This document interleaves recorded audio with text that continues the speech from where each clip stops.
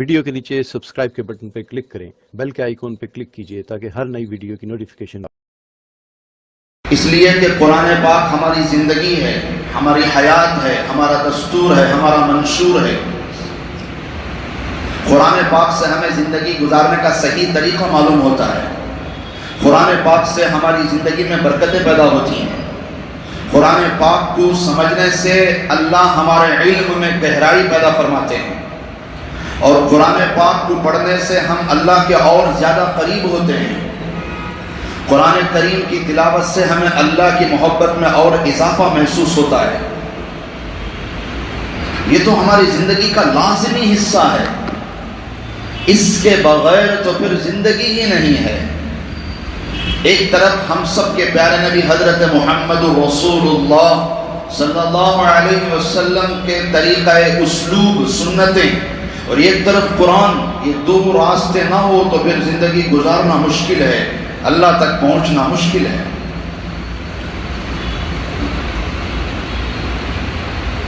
قاری رحیم بخش صاحب کے بارے میں نے کل بھی کچھ عرض کیا تھا، ان کے استاد کے بارے میں۔ خود قاری رحیم بخش صاحب کے بارے میں ان کے فرزند کا کہنا ہے کہ ہمارے والد صاحب، جب سے میں نے ہوش سنبھالا تب سے میں اپنے والد صاحب کو دیکھتا ہوں کہ تہجد میں کم سے کم روزانہ 3 پارے حضرت پڑھتے ہیں۔ بیٹا باپ کے بارے میں بتا رہا ہے۔ تو قاری رحیم بخش صاحب روزانہ تہجد میں 3 پارے، اور بعد مغرب کم سے کم آدھ 1 گھنٹہ اوابین میں گزارتے تھے، کم سے کم 1-2 پارے اس میں پڑھتے تھے۔ ہر لمحہ قرآن پاک کی تلاوت۔ خود مدرسے کے محتمین بھی تھے، اپنے اساتذہ مدرسین کو بلا کر نصیحت کرتے تھے کہ درس اور تدریس کے علاوہ تلاوت کو بھی لازم پکڑو۔ جب حضرت سے کوئی ان کے شاگردوں میں سے ملنے آ جاتے تھے حضرت کے پاس، تو سب سے پہلے حضرت کا سوال ہوتا تھا کہ بھئی روزانہ کتنے پارے پڑھ رہے ہو؟ ہم لوگ کیا پوچھتے ہیں؟ کیسے ہی کھانا کھائے کیا، اچھے ہی کیا، یہ اتنا سوال ہمارا۔ سب سے پہلا سوال کھائے کیا؟ کیوں؟ مقصد ہی ہم نے کھانے کو بنایا ہوا ہے، ہمارا مقصد ہی کھانا ہے، اور کیا ہے؟ اس لیے جب ہم دوسروں کو ملتے ہیں تو یہی سوال کرتے ہیں، کھائے کیا، اچھے ہی کیا، کھائے کیا، اچھے ہی کیا۔ کبھی نماز بھی یاد دلا دیا کرو، کبھی کیا آپ نے ظہر پڑھ لی، ظہر کے وقت میں ہو تو، عصر کے وقت میں ہو تو کیا آپ نے عصر پڑھ لی؟ یاد دلاؤ، احساس دلاؤ ایک دوسرے کو، اپنے انداز بدلو۔ تو جب بھی حضرت سے کوئی ملنے آتے تو حضرت کیا پوچھتے تھے؟ روزانہ کتنے پڑھ رہے؟ اچھا اگر سامنے والا کہتا کہ حضرت روزانہ 2 ہی پڑھ پا رہا ہوں یا 3 ہی پڑھ پا رہا ہوں، تو حضرت پھر بھی ناراضگی کا اظہار کرتے، کہتے کہ بھی تم تو حافظ قرآن ہو، کم سے کم 1 منزل یعنی 6-7 پارے روزانہ پڑھنا ہے تمہیں۔ سبحان اللہ، کیا عاشق قرآن گزرے ہیں۔ اللہ ہمیں بھی ایسا عشق نصیب فرمائے۔ میرے بھائیوں، ہم نے تو موت کو بڑا ہلکا لیا ہوا ہے۔ ایک مردہ اگر خبر سے اٹھ کر آ جائے نا ہمارے سامنے اور اپنی کارگزاری سنا دے تو زندگی بھر نہ کھا سکو گے، نہ سو سکو گے، نہ چین سے جی سکو گے۔ ایک مردہ قبر کا اٹھ کر آ جائے اور ہمارے سامنے اپنی کارگزاری سنا دے، ہماری زندگی جینا مشکل کر دے۔ ہم نے موت کو بڑا آسان لیا ہوا ہے۔ اللہ وہ اللہ ہے جو مغرب کے وقت میں سورج کی حکومت چھین لیتا ہے روزانہ، اور صبح میں ستاروں کے اقتدار کو چھین کر دکھاتا ہے۔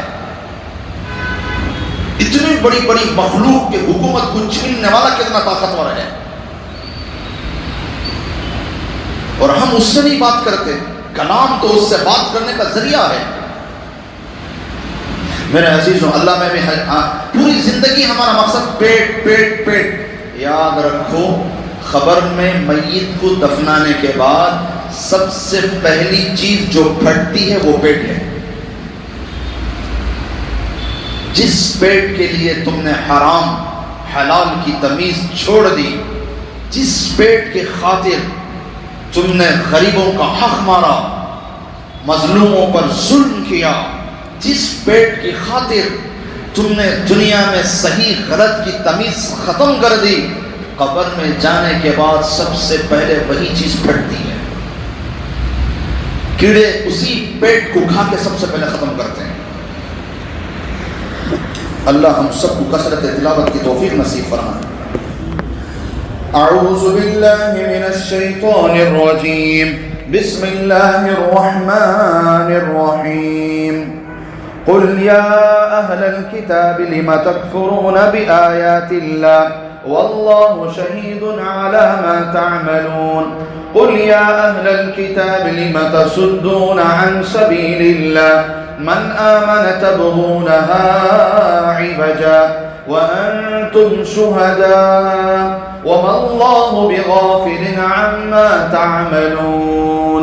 صدق اللہ العظیم۔ ترجمہ، اللہ تبارک و تعالیٰ کا مبارک اور مقدس ارشاد ہے۔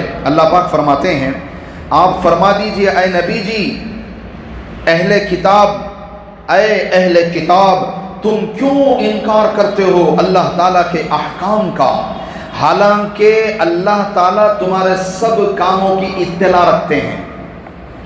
آپ فرما دیجئے کہ اے اہل کتاب کیوں ہٹاتے ہو اللہ کی راہ سے ایسے شخص کو جو ایمان لا چکا، اس طور پر کہ کجی ڈھونڈتے ہو اس راہ کے لیے، حالانکہ تم خود بھی اطلاع رکھتے ہو اور اللہ تعالیٰ تمہارے کاموں سے بے خبر نہیں ہے۔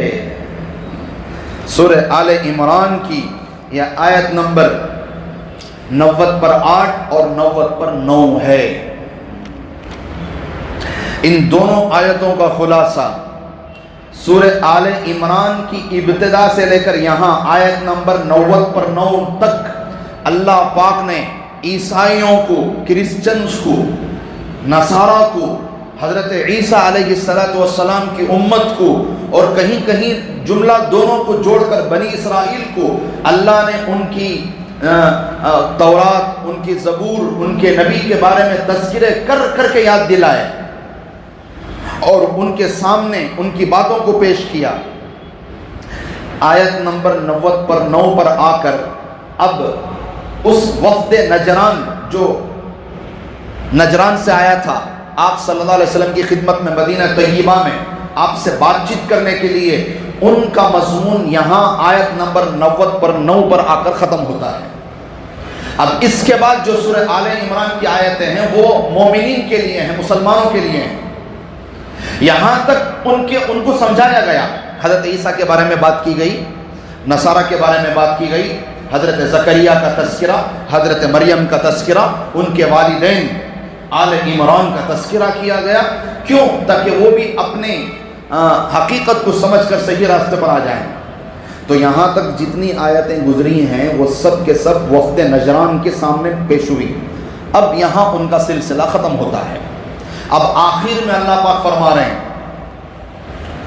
ساری چیزیں بتانے کے بعد، دیکھو بھئی، فیہ آیات بینات، فیہ آیات بینات، کتنی نشانیاں ہیں کعبے کے اندر، کعبے شریف میں کتنی نشانیاں ہیں۔ خود کعبہ شریف ایک بہت بڑا معجزہ ہے۔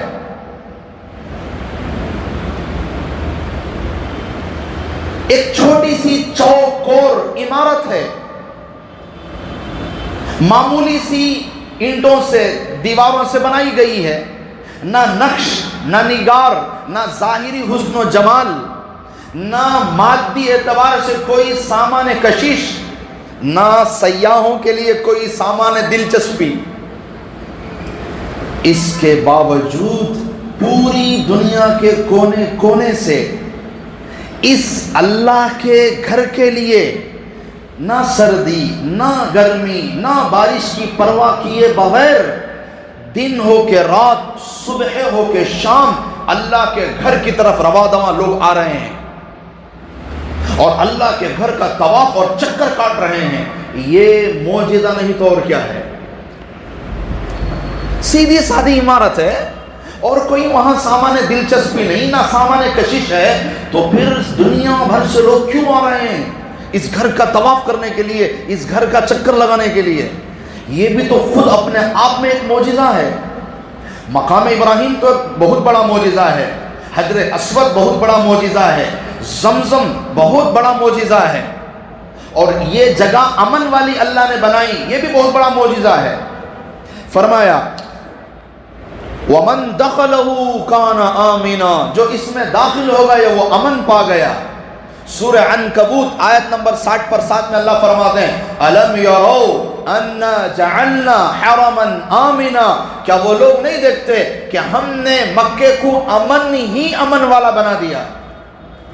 حالانکہ مکے کے اطراف میں ڈاکوؤں کے قافلے حملہ کر رہے ہیں، سامانوں کو چھین رہے ہیں، ایک دوسرے کا قتل کر رہے ہیں، ایک دوسرے پر ڈاکہ زنی کر رہے ہیں، مگر مکے کے اندر حدود حرم میں ان کو ہمت نہیں ہو رہی ہے۔ یہ اللہ کی طرف سے پیدا کیا گیا امن ہے۔ سورہ قریش میں اللہ نے فرمایا لِإِيلَافِ قُرَيْشٍ إِيلَافِهِمْ رِحْلَةَ الشِّتَاءِ وَالصَّيْفِ فَلْيَعْبُدُوا رَبَّ هَذَا الْبَيْتِ الَّذِي أَطْعَمَهُم مِّن جُوعٍ وَآمَنَهُم مِّن خَوْفٍ، کہ اے مکے کے لوگوں، کیا اللہ نے تمہیں امن کی جگہ نہیں دی؟ اس جگہ سے ہٹ کر دیکھو، ڈاکوؤں سے بچ کر دکھاؤ۔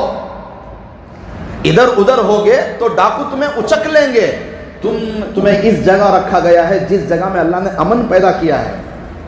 حضرت خبیب رضی اللہ تعالی عنہ کو جب کافروں نے پکڑ لیا مکے کے اور ان کو پھانسی دینے کا ارادہ کیا اور طے کیا گیا، تو پھر حدود حرم سے لے جا کر باہر مقام تنعیم کے پاس لے جا کر ان کو پھانسی دی گئی۔ کافروں کے اندر بھی اس جگہ کا احترام ہے۔ جانوروں کے اندر ایک مرتبہ درندہ ہرنی کو شکار کرنے کے لیے بھگا کے لا رہا ہے اور وہ ہرن حدود حرم کی طرف دوڑ گئی، یہ درندہ پیچھے، سامنے ہرن، دونوں بھاگ رہے ہیں، ہرن اپنے آپ کو بچا رہی ہے اور درندہ اس کے شکار میں لگا ہوا ہے، بھیڑیا۔ آخری مرتبہ اس نے حملہ کے ارادے سے اس بھیڑیے نے چھلانگ لگائی اور ہرن کی سامنے کے 2 پیر حدود حرم میں داخل ہو گئے، تو فوراً اس بھیڑیے نے اپنے ہاتھوں کو سمیٹ کر اپنے آپ کو اس نے روک لیا، حملہ نہیں کیا، کہ اسے بھی پتا ہے کہ حدود حرم میں اللہ نے شکار کرنے کو منع کیا ہے۔ یہاں کافروں کے دل میں احترام، یہاں جانوروں کے دل میں احترام، اور جانے والے سارے حاجیوں کو کہہ دیا گیا خبردار، نہ اس جگہ پہ کوئی شکار کر سکتے ہیں، نہ شکار کی طرف اشارہ کر سکتے ہیں۔ شکار ہی منع نہیں ہے بلکہ شکار کی طرف اشارہ کرنا بھی منع ہے۔ یہاں دیکھو پکڑ لیو، یہ بھی نہیں بول سکتے تمہیں حدود حرم میں۔ اچھا، یہ تو پھر بھی جانداروں کی بات ہوئی۔ یہاں تک آپ صلی اللہ علیہ وسلم نے فرمایا اللہ کی طرف سے یہ طے ہے کہ حدود حرم کے اندر کسی درخت کو نہیں اکھاڑ سکتے، حدود حرم کے اندر کسی درخت کے پتے کو نہیں توڑ سکتے، حدود حرم کے اندر کسی گھاس کو نہیں نکال سکتے، بے جان چیزیں بھی حدود حرم میں محفوظ ہو گئیں، مامون ہو گئیں۔ وَمَن دَخَلَهُ كَانَ آمِنًا، جو اس میں داخل ہو گیا وہ امن پا گیا۔ حضرت حسن بصری فرماتے ہیں کہ اللہ نے کافروں کے دل میں بھی اتنے ادب اور احترام ڈال دیا کہ اگر ان کے باپ کا قاتل حدود حرم میں مل جاتا تو نظر جھکا کر سامنے سے گزر جاتا، اسے کوئی تکلیف نہ دیتا۔ حضرت عبداللہ بن عباس رضی اللہ تعالیٰ عنہ کی روایت ہے، آپ صلی اللہ علیہ وسلم نے فرمایا لا يحل لأحدكم ان يحمل بمکۃ السلاح، کسی کے لیے یہ جائز نہیں کہ وہ حدود حرم کے اندر ہتھیار لے جائے۔ ہاں، کچھ جو بندے حدود حرم کی حفاظت کے لیے ہیں ان کے لیے ہتھیار رکھنے کی اجازت ہے، اس لیے کہ وہ روکنے کے لیے ہیں، حملہ کرنے کے لیے نہیں۔ باقی اور کوئی ہتھیار تک اندر نہیں لے جا سکتا۔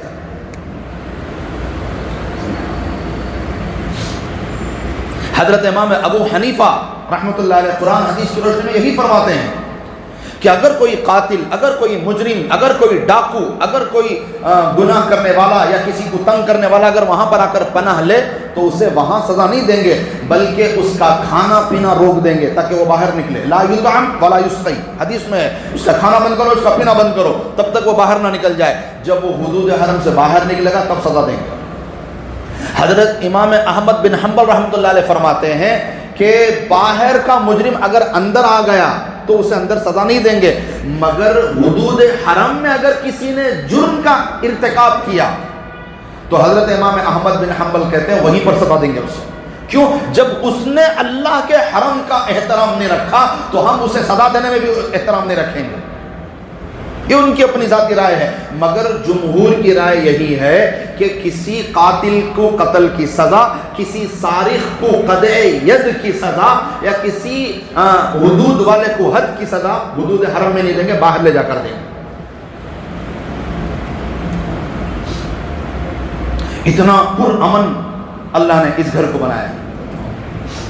ومن دخلہ کان آمنا، جو اس میں داخل ہو گیا وہ امن پا گیا. پھر فرمایا وَلِلَّهِ عَلَى النَّاسِ حِجُّ الْبَيْتِ. اب اللہ فرما رہے ہیں یاد رکھو حج کا جو فریضہ ہے وہ اللہ کے لیے ہوتا ہے. سبحان اللہ، یہ بڑی خوبصورت عبارت لگتی ہے مجھے. عبادتوں کو جو اللہ نے قرآن پاک میں فرض فرمایا، نماز کے بارے میں اللہ نے فرمایا إِنَّ الصَّلَاةَ كَانَتْ عَلَى الْمُؤْمِنِينَ كِتَابًا مَوْقُوتًا. کہیں بھی اللہ کا نام نہیں آیا. روزے کے بارے میں اللہ فرماتے ہیں کتب علیکم الصیام، اللہ کا نام نہیں آیا. زکوٰۃ کے بارے میں وآتوا الزکاۃ، اللہ کا نام نہیں آیا. مگر جب بات حج کی آئی تو اللہ نے شروع ہی اپنے نام سے فرمایا وَلِلَّهِ عَلَى النَّاسِ، کہ یہ جو حج ہے نا یہ کیا ہی اللہ کے لیے جاتا ہے. حالانکہ نماز بھی اللہ کے لیے ہے، حالانکہ روزہ بھی اللہ کے لیے ہے، حالانکہ زکوٰۃ بھی اللہ کے لیے ہے، مگر وہاں اور اس عبارتوں کو، اس عبارت کو دیکھیں آپ، اس کی شروعات ہی اللہ نے اپنے نام سے وَلِلَّهِ، اللہ کے لیے. سبحان اللہ. کیوں؟ اس لیے کہ میرے عزیزوں، ایک تو مکہ دور ہے، دوسرا یہاں جان بھی لگتا ہے، مال بھی لگتا ہے، تیسرا یہاں یہ سفر مشقت والا ہے. اس مشقت کو کم کرنے کے لیے اللہ نے اپنے نام کی محبت کا واسطہ دیا وَلِلَّهِ، میرے لیے آؤ. جب اللہ کے لیے ہوتا ہے نا تو مشقتیں کم ہو جاتی ہیں. آدمی پھر مصیبت کو سامنے نہیں رکھتا، مشقت کو سامنے. وَلِلَّهِ، اللہ کے لیے. وَلِلَّهِ، سبحان اللہ. شروعات ہی اپنے نام سے فرمائے تاکہ آنے والا ہر حاجی، آنے والا ہر عمرہ کرنے والا وہ اللہ کی محبت میں ڈوب کر آئے.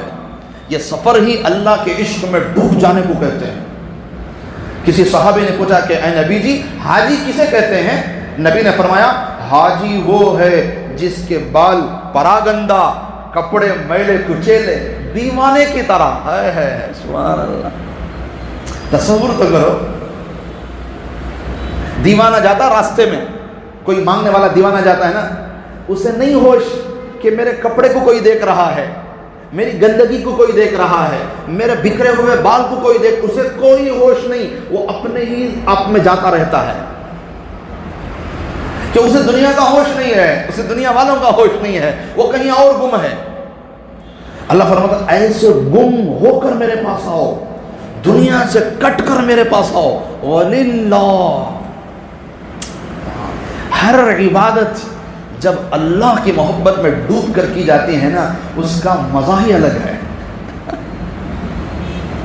اس کا لطف ہی الگ ہے. اللہ ہم سب کو عبادتوں میں اس کا شوق نصیب فرمائے. اچھا وَلِلَّهِ، اللہ کے لیے، اللہ کے لیے، اللہ کے لیے. سبحان. عَلَى النَّاسِ، سب کے لیے. کون ہونا ہو کلمہ پڑھو اندر آ جاؤ. حج البیت، حج یحج، حجن کہتے ہیں ارادہ کرنے کو. ارادہ، بندہ جب کوئی مشکل کام ہونا تو ارادہ کرنا ضروری ہے. ارادہ کرے تو کرتا صبح، بغیر ارادے کے مشکل کام نہیں ہوتا. چھوٹے موٹے کام بغیر ارادے کے بھی ہو جاتی ہیں، جاتے جاتے یہ بھی کر لے وہ بھی کر لے. چھوٹے موٹے کام، بڑے کام کے واسطے پہلے پلاننگ کرنا پڑتا ہے. تو حج یحج حجن، ارادے کو کہتے ہیں. ارادہ، ارادہ کرو کس کا؟ البیت، اللہ کے گھر کا. ہاں من استطاع الیہ سبیلا، یاد رکھو حج اس کے لیے فرض ہے جو اس کے آنے جانے کی طاقت رکھتا ہو. مسلمان ہو، عقل مند ہو، بالغ ہو، آزاد ہو، آنے جانے کی استطاعت رکھتا ہو، جسمانی صحت مکمل ہو، اور پھر راستہ پر امن ہو، تمہارے خرچے کے ساتھ گھر والوں کا بھی خرچہ ہو. من استطاع کہ یہ سارے مفہوم ہیں.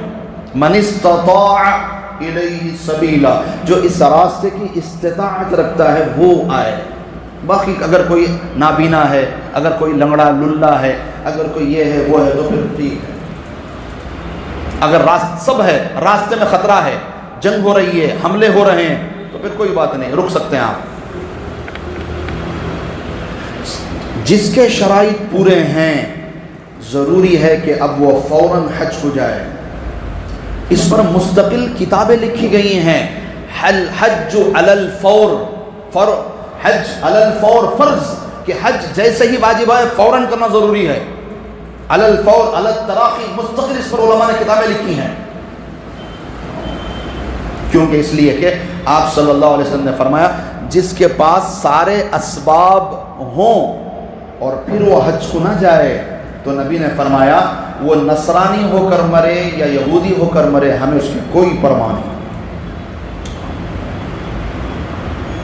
ذرا جنے بچوں کی شادی ہو جائے پھر جا کر کھڑے رہتے ہیں. ذرا جنے کیا کہتا پورا تو ہے حضرت الحمدللہ. بچی کی شادی ہو گئے کے بعد بھی بچی کی شادی، بچے کی شادی کا حج کے ساتھ کیا تعلق ہے؟ اچھا بچی کی شادی ہوئے تک نماز بھی نہیں پڑھتے؟ نماز بھی تو فرض ہے حج کے ساتھ. جیسے اسلام کے 5 ارکان ہیں ویسے ان میں سے ایک نماز بھی ہے، اس میں ایک زکوٰۃ بھی ہے، اس میں ایک رمضان کے روزے بھی ہیں. تو کیا کرتے ہیں حج کی بیٹی کی شادی ہوئے تک رمضان کے روزے بھی نہیں رکھتے، بیٹے کی شادی ہوئے تک نماز بھی نہیں پڑھتے. جیسے نماز فرض ہے ویسے حج بھی فرض ہے، جیسے روز رمضان کے روزے فرض ہے ویسے حج بھی فرض ہے. جیسے رمضان کا مہینہ آ گیا تو روزے رکھنے ہیں. یہ بات نہیں کہ ابھی بچی کی شادی ہو کو نہیں اس سے رمضان کے روزے نہیں رکھتا کرتا، یہ تو مناسب نہیں نا. تو حج کا اور بچوں کی شادیوں کا کوئی تعلق نہیں. حج فرض ہے، فوراً جاؤ حج کرو. ان کے وقت پر شادیاں ہوتے رہتی ہیں. تمہیں حج کو نہیں گئے تو کیا نہیں جلدی ہو جاتی کر کو نہیں، تمہیں چلے گئے تو لیٹ ہوتی ہے، کچھ بھی نہیں. ان کے وقت پر وہ کام ہوتے رہتے ہیں انشاءاللہ. آگے پیچھے ہو جاتے ہیں، اللہ سے دعا کریں. اچھا اب یہ ساری چیزیں ہو گئی نا. ومن کفر، ہاں اگر ساری چیزیں ہونے کے باوجود بھی کوئی حج کو نہ جائے. یہاں کفرہ کا مطلب کفر نہیں، کفرہ کا مطلب ساری چیزیں ہیں، صحت بھی ہے، مسلمان بھی ہے، آزاد بھی ہے، عقل مند بھی ہے، مالدار بھی ہے، سب ہے، پھر بھی نہیں جا رہا ہے. فإن اللہ غنی، اللہ کو اس کی کوئی پرواہ نہیں. فإن اللہ غنی عن العالمین، پورا عالم بھی اگر نہ آئے تو بھی کوئی اللہ کو پرواہ نہیں. کیونکہ تو شروع میں بولے نا اللہ کے واسطے او کر گو، تو شاید تم نہ گمان ہوئیں گا اللہ کو ضرورت رہیں گی کر گو. جب فورس دیکھو بلاتی تو سامنے والے کو ڈاؤٹ ہوتا ہے کیا کہ اس کا بھی فائدہ ہے رہ کر کو، ہے کہ نہیں. ذرہ کہتے بھی فورس کرے تو کیا کہ انہیں بھی لے رہے اندر سے، اس کے واسطے ہلو انہیں بھی لگتا ہم نہ معلوم نہ پورے ہوتی رہے. تو فورس کرنا بھی مشکل. تو وَلِلَّهِ، جو اللہ نے فرمایا میرے لیے آؤ، تو ہو سکتا ہے شاید گمان ہو جائے آپ لوگوں کو انسانوں کو کہ شاید اللہ کو حج کی ضرورت نہیں گا، گمان پڑ جائیں گا. اس سے اللہ کا بولے بولو فَإِنَّ اللَّهَ غَنِي، پورا عالم اس نقوان دے، اللہ کو کوئی فرق نہیں پڑتا. سبحان اللہ، کیا کلام ہے اللہ کا، کیا طاقتور کلام ہے. فَإِنَّ اللَّهَ غَنِي، اللہ کو تمہاری ضرورت نہیں ہے. محبت نے بلا رہی سے جی تمہاری ضرورت نہیں حج کی، تمہیں جہنم سے بچ جانے کو بلا رہی ہے. وَمَن تَقَلَوْ كَانَ آمِنًا، مفسر ابن کثیر اپنی کتاب میں لکھتے ہیں کہ یہاں امن سے مراد دنیا کا بھی امن ہے، آخرت کا بھی امن ہے. جو حج کو جائے اللہ تعالیٰ اسے دنیا میں بھی امن دیں گے اور آخرت میں جہنم سے امن دیں گے.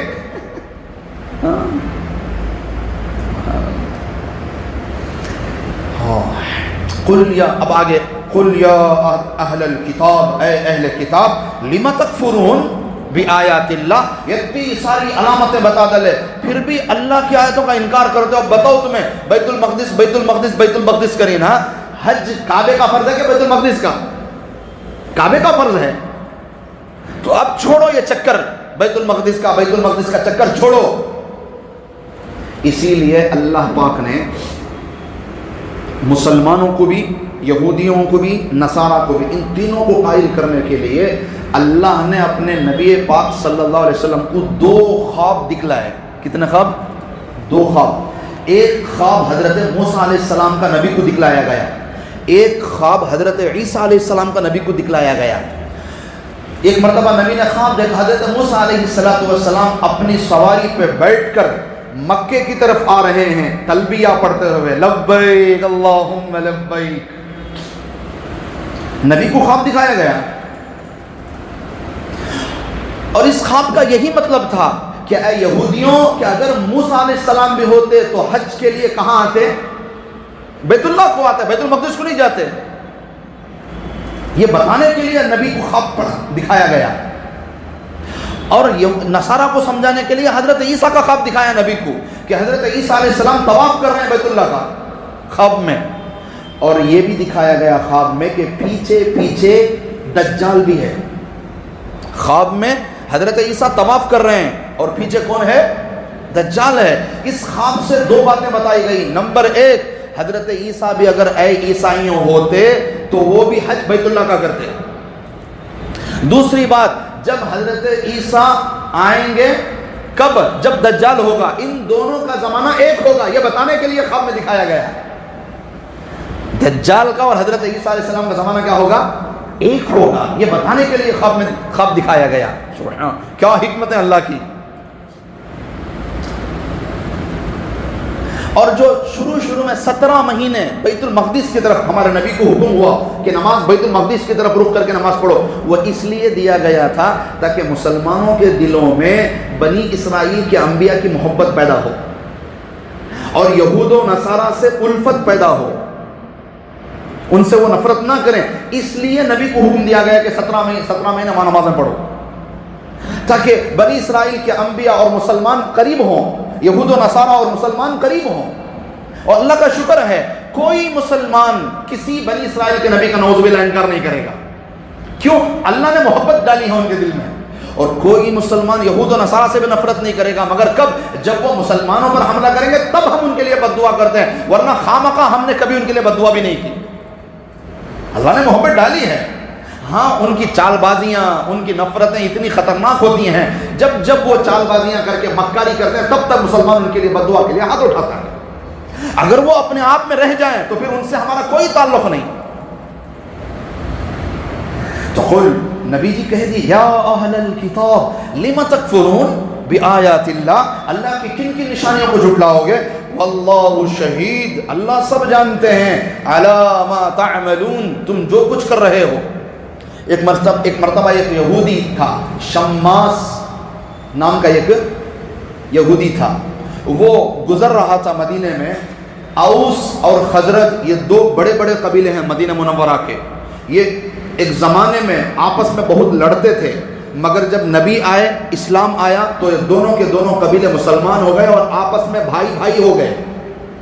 تو جب یہ یہودی وہاں سے گزرا تو ان دونوں کو ایک ساتھ باتیں کرتے، ہنستے کھیلتے دیکھا تو اس کے اندر حسد پیدا ہو گیا، کیا انہوں اتنا مل جل کو ہی نہ کر دو. تو ان دونوں کے درمیان میں فتنہ کھڑا کرنے کے لیے اس شماس یہودی نے ایک شخص کو تیار کیا اشعار کے ذریعے. وہ اشعار زمانہ جاہلیت کے تھے جو دشمنی کو بڑھانے کے لیے تھے. وہ اشعار یاد دلا تو بھیج دیا، جا کو پردہ بیچ میں کر دو. انہیں باتاں میں بیچ میں کھڑ کو وہ اشعار زمانہ جاہلیت کے اشعار پڑھ لیا. وہ اشعار میں ایک دوسرے کے حملے کے بارے میں باتاں پھینسو. تو یہ اشعار سن کو ایک دوسرے کے غصہ آگا، ان کو دونوں اوس اور خزرج کو غصہ آگا. اشعار سن کر وہیں پر تو میں شروع ہو گئی. اتنے میں خبر ہوئی آپ صلی اللہ علیہ وسلم کو. آپ فوراً تشریف لائے اور سب کو خوابوں میں کیا، خبردار میرے ہوتے ہوئے اتنی جہالت کرو گے، یہ کیا زمانہ جاہلیت کی باتیں سن کر آپس میں لڑ رہے ہو، چھوڑو یہ شیطان کی حرکت. تو اس وقت سب کا غصہ ٹھنڈا ہوا اور سب آپس میں توبہ کر کر ایک دوسرے کو گلے ملنے لگے. ورنہ یہ یہودیوں کا کام ہی آپس میں توڑنا ہے. جب بھی یہ دیکھیں گے نا اتحاد مسلمانوں میں، فوراً توڑنے کی کوشش کریں. اس لیے کہ میرے عزیزوں، جس دن دنیا کا مسلمان متحد ہو جائے گا اس دن پوری دنیا میں اسلام ہی اسلام ہوگا. یہ ان کو پتا ہے، اس لیے وہ کبھی مسلمانوں کو یہ کھونے نہیں دیتے. پھر آگے اللہ فرمائے قُلْ يَا أَهْلَ الْكِتَابِ لِمَ تَصُدُّونَ عَنْ سَبِيلِ اللَّهِ، کیا تم خود بھی ایمان نہیں لاتے اور جو اسلام لائے ہیں مسلمان ان کو بھی تم روکتے ہو؟ من آمن تبغونها عوجا، چپ کا چپ ٹیڑھی میڑھی باتیں تلاش کر کے ان کے دل میں فتنے ڈالتی ہیں تمہیں. وانتم شہداء، جبکہ تمہیں پتا ہے کہ حضرت ابراہیم کا قبلہ بیت اللہ تھا، بیت المقدس نہیں تھا. جبکہ تمہیں پتا ہے اونٹ کا گوشت اور دودھ ابراہیم علیہ السلام کے زمانے میں حلال تھا. سب جانتے پوچھتے فتنے پیدا کر رہے ہو.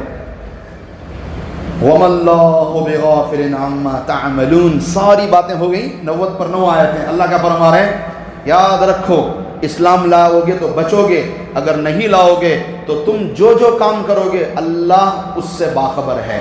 اللہ تمہارے کسی چیز سے غافل نہیں ہے. یہاں تک وفد نجران کا سلسلہ ختم. اللہ تعالی ہم سب کو قرآن پاک صحیح سمجھنے کی اور اس پر ہم سب کو عمل کرنے کی توفیق نصیب فرمائے.